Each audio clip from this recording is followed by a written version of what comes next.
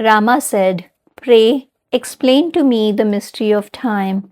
In the story of Leela, sometimes a whole lifetime was spent in 8 days, sometimes in 1 month. I am puzzled. Are there different time scales in different universes?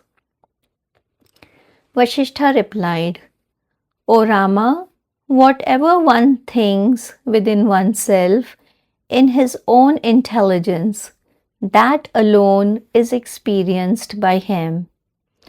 To a suffering person, a night is an epoch, and a night of revelry passes like a moment. In a dream, a moment is not different from an epoch, but to the sage whose consciousness has overcome limitations, there is neither day nor night. Rama asked, how does the delusion of the notion of I and the world arise in the first place without any cause? Vasistha replied, as all things are equally indwelt by intelligence, so at all times in everywhere the uncreated is all, the self of all.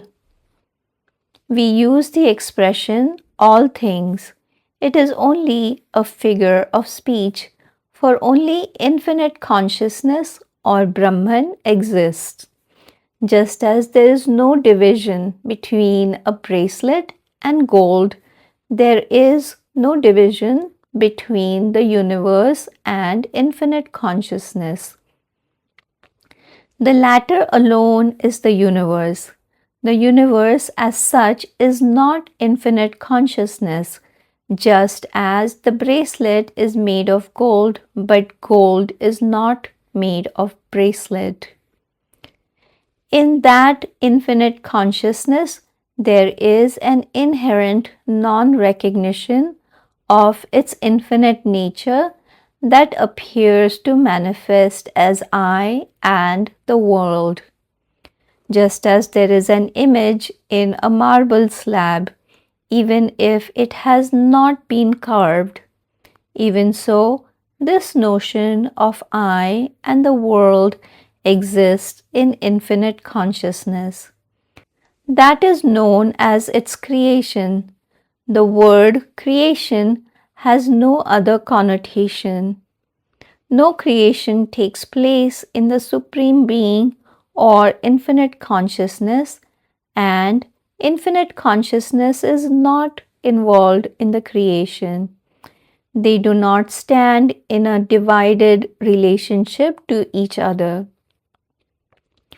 Infinite consciousness regards its own intelligence in its own heart as if it were, though it is not different from it, even as wind is not different from its own movement. At that very moment, when there is an unreal division, there arises in that consciousness the notion of space, which on account of the power of consciousness appears as the element known as space. That itself latter believes itself to be air and then fire. From this notion there arises the appearance of fire and light. That itself further entertains the notion of water, with its inherent faculty of taste, and that itself believes itself to be earth, with its inherent faculty of smell, and also its characteristic of solidity. Thus do the water and earth elements appear to have manifested themselves.